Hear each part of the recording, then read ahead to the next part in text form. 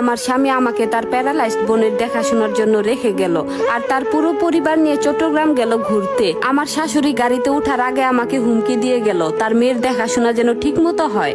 আরিয়ান একবারও পিছনে ফিরে তাকালো না। আর গেট বন্ধ হতেই তার বোন হুইল চেয়ার থেকে উঠে দাঁড়িয়ে ফিস ফিস করে বলল, আরোহী ভাবি আজকে কি রান্না করবা? আমি এটা দেখে মনে হলো আকাশ থেকে পড়লাম। প্যারালাইজড হয়ে কিভাবে সে হেঁটে এসে কথা বলল। বিগত 2 বছর ধরে দেখে আসছি আরিয়ানের ছোট বোন নিহা বিছানা আর হুইল চেয়ারের সাথে বন্দি।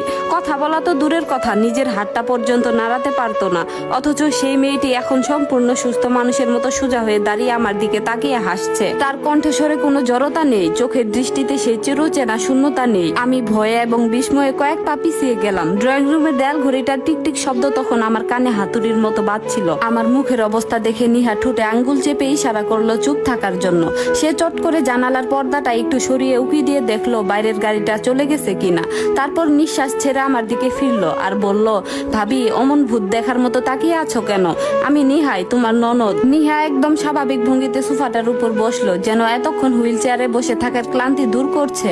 আমি আমতা আমতা করে বললাম, নিহা তুমি হাঁটতে পারো, তুমি কথা বলতে পারো, তাহলে এত বছর ধরে এই হুইল চেয়ার, এই বোবা সেজে থাকা, এইসব কি? নিহা একটা দীর্ঘশ্বাস ফেললো। তার চোখ দুটো হঠাৎ করে গম্ভীর হয়ে উঠলো।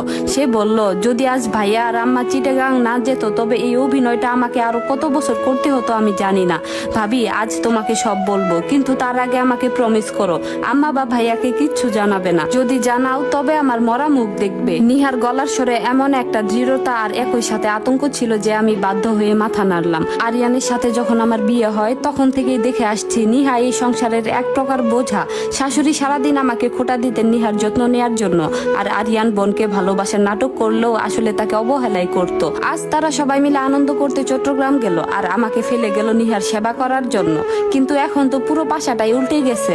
আমি নিহার পাশে বসলাম আর বললাম, বলো নিহা, কি লুকাচ্ছ তোমরা, আর কেনই বা এত অভিনয়? নিহা আমার হাতটা শক্ত করে ধরলো, তার হাতটা কাঁপছিল। ও বলল, ভাবি আজ থেকে 3 বছর আগে আমি প্যারালাইজড ছিলাম না।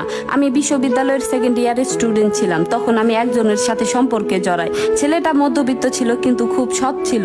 আম্মা আর ভাইয়া যখন জানতে পারে তারা আমার উপর অমানসিক নির্যাতন শুরু করে। ভাইয়া একদিন তাকে ডেকে নিয়ে মারধর করে এবং এলাকা ছাড়া করে। নিহার কথাগুলো আমি স্তব্ধ হয়ে শুনছিলাম। আরিয়ানের এই রূপ আমার জানা ছিল না। নিহা বলতে থাকলো, সেখানেই শেষ নয়। আম্মা আমার সাথে বিয়ে ঠিক করেন 60 বছরের এক ধনী প্রবাসীর সাথে।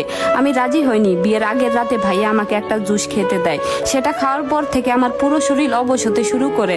আমি জ্ঞান হারাই। যখন হাসপাতালে জ্ঞান ফিরে ডাক্তাররা বলেন আমি স্ট্রোক করেছি এবং আমার শরীরের নিচের অংশ আর কাজ করবে না, সাথে আমার কণ্ঠস্বরও চলে গেছে। আমি বললাম, তার মানে আরিয়ান তোমাকে বিষ দিয়েছিল?